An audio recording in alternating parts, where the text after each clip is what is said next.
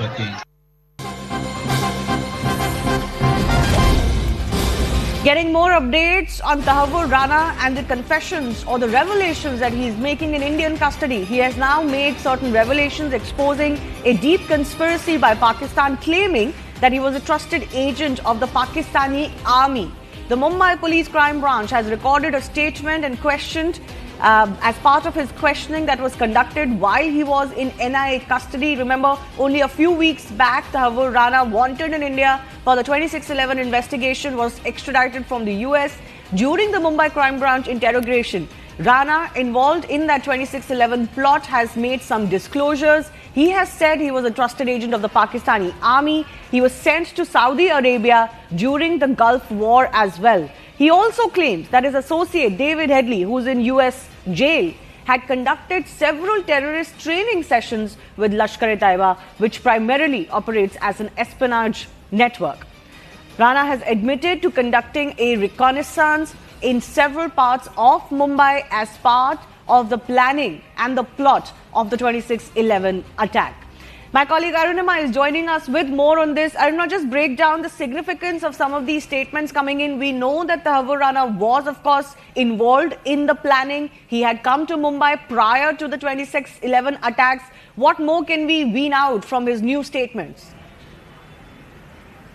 See, Tahavur Rana, when he was defending himself in United States, he was, if you recall, found guilty as far as the Danish newspaper case was concerned. But as far as 2611, this is definitely new revelation that is coming out, that he was not just a friend of David Coleman Headley, who was helping a friend come to India and therefore helping him with fake visa papers by utilizing his immigration office, but he was much more. To quote him, and this is what our colleagues in Mumbai are gleaning after speaking to their sources in Mumbai Crime Branch has now questioned Tahavur Rana while he is in NIA custody. And in that questioning, Rana reportedly has accepted that he was a trusted ISI agent. He was, and this has come earlier also, this has come on record earlier also, that Rana had visited various parts of India just days before 2611 unfolded. He was in Uttar Pradesh, he was in Maharashtra, he was in Delhi, perhaps he was down south also. And now it seems that policemen who are investigating Mumbai 2611 are gaining evidence that he was visiting all these places not as a tourist, not as somebody who was meeting family and friends, but as a part of a larger recce that he was doing for ISI. Some reports also suggest that he was asked by ISI to leave India, as soon as it was clear that there would be a massive crackdown after 2611. So even though, he says that he was just a friend of Headley, evidence seems to suggest otherwise. Of course, it's a big milestone for Indian investigating agencies that the NIA managed to get his extradition. But what more from here on? Of course, efforts will be made to punish him as far as his role is concerned in 2611. But could there be a larger aim behind the questioning of Tahavur Rana, Arunima? See, if you see the big picture, what is happening internationally, Pakistan is temporarily in charge of the United Nations Security Council chair. It has managed to keep the words TRS, the Resistance Front, away when UNSC condemned Pahalgam. It is managing to join hands with Turkey and China to refrain from holding the perpetrators of Pahalgam to account. And it's a familiar playbook. We've seen all of this happen in 2611 as well. Dossier after dossier, evidence after evidence getting negated by Pakistan, being helped by their friends like China. When you have somebody like Tahavur Rana confessing, giving more insights, I think India could utilize it internationally once again to expose Pakistan. Beyond just prosecuting Tahavur Rana, his testimony could also get us information about who else, not just Major Samir, not just Major Iqbal, but who else in the Pakistani army, a regular in the Pakistani army, was planning Mumbai 2611. And that, I think, India will utilize that evidence to show the mirror once again to all those who are refraining from holding Pakistan to task for continuing with 2611, for continuing with Pahalgam.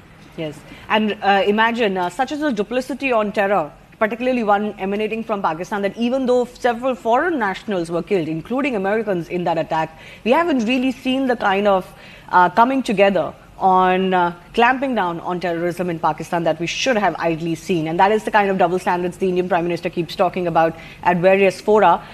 My colleague Vivek Gupta is also joining us live from Mumbai. Vivek, आप भी बताइए क्या जानकारी और मिल रही है तहव्वुर राना के statements में, और उससे आगे इन्वेस्टिगेशन में क्या हेल्प होगी? देखिए शिवानी, आपको बताना चाहेंगे कि शब से गारे हमले का जो मास्टरमाइंड तबाहुर राना है, उससे मुंबई क्राइम ब्रांच के पूरी टीम ने तकरीबन 10 से 11 घंटे तक कड़ी पूछताछ की। ये पूरी जो पूछताछ थी वो नोडल एजेंसी NIA के ऑफिसर्स के सामने हुई थी।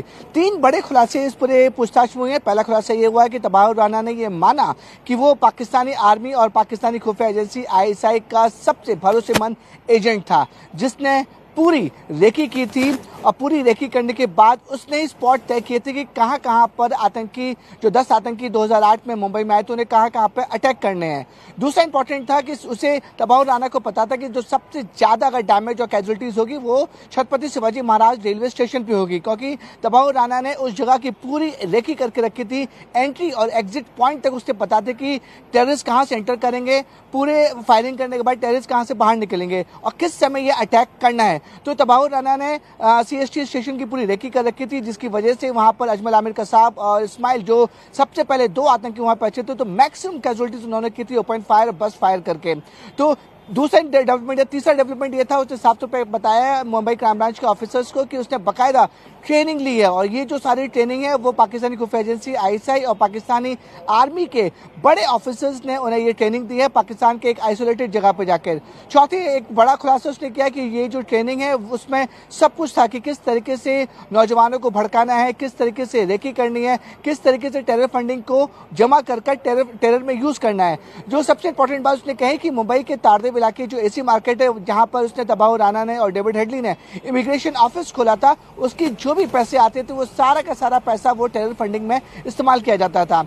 ये पूरी ब्लूप्रिंट तैयार होने के बाद तबाहुर राना और डेविड हेडली मुंबई छोड़कर पाकिस्तान चले गए थे, और जब 10 आतंकी मुंबई में आतंकी हमले आए थे तो लगातार तबाहुर राना 10 के 10 आतंकी के साथ लाइव कनेक्ट में था, और एक एक चीज उन्हें इंस्ट्रक्शन दे रहा था कि कहां से एंट्री करनी है, कहां से बाहर निकलना है, किस जगह फायरिंग करनी है, कहां पे मैक्सिमम कैजुअलिटीज हो सकती है। तो ये जो 4-5 बड़े खुलासे तबाहुर राना ने वो मुंबई क्राइम ब्रांच के ऑफिसर्स के सामने किए हैं। अगर हम लीगैलिटी की बात करें तो मुंबई क्राइम ब्रांच के ऑफिसर इसलिए तबाहुर राना को इंट्रोगेट कर रहे हैं क्योंकि पूरा का पूरा जो फर्स्ट डॉजियर था और पूरी जो चार्जशीट थी वो मुंबई क्राइम ब्रांच ने बनाई थी, क्योंकि 2008 में जब ये आतंकी हमला हुआ था तो प्राइम एजेंसी, जो इन्वेस्टिगेशन एजेंसी थी, वो मुंबई क्राइम ब्रांच थी। पहला जो डॉजियर था वो मुंबई क्राइम ब्रांच ने तैयार किया था, इसलिए सारा इन्वेस्टिगेशन मुंबई क्राइम ब्रांच करी थी, इसलिए इस जो इंट्रोगेशन था वो मुंबई क्राइम ब्रांच को करना पड़ा। लेकिन नोडल एजेंसी NIA थी, इसलिए जो भी पूछताछ हो रही थी वो NIA ऑफिसर्स के सामने हो रही थी। अभी मुंबई क्राइम ब्रांच सोर्सेज का साफ तौर पर मानना है कि अगर आने वाले दिनों में और भी पूछताछ करने की जरूरत होगी तो वो तबाहुर राना से जरूर पूछताछ करेंगे। शिवानी जी, विवेक मेरे साथ बने रहिए। मैं एक बार अरुणिमा के पास भी वापस जाना चाहती हूँ। Arunima, you know, what are the other names whose association with Tahvur Rana could possibly help India make a stronger case? As you were pointing out, you know, not just for global communities, of course they have the information that they have. If they're not willing to look at it, India can barely do any more. But for prosecution in India, or for, you know, gathering more evidence in India and exposing Pakistan. Yes, and also like I said, you know, the latest that has happened is Pahalgam. And the players are the same. You might call them Jaish-e-Mohammed, you might call them Lashkar-e-Toiba, you might call them the Resistance Front. The fact is that the main puppeteer remains the same, which is the ISI and Pakistani Army regulars. So whatever Tawahur Rana tells the NIA and perhaps the Mumbai Crime Branch at the moment about who his handlers were, they might have been a major back, you know, when 26/11 happened, they might have climbed up the Pakistani Army ladder by now. Who knows? I mean, till what level they have gone to. So every revelation, every name that Tawahur Rana gives is not just important from the point of view of investigation and filing of the charge sheet, but also important from the point of view of intelligence gathering and to prevent a Baisaran-like attack once again, because then you know who to track and how to ensure that your countrymen remain safe. In that sense also, Rana's questioning currently is very important.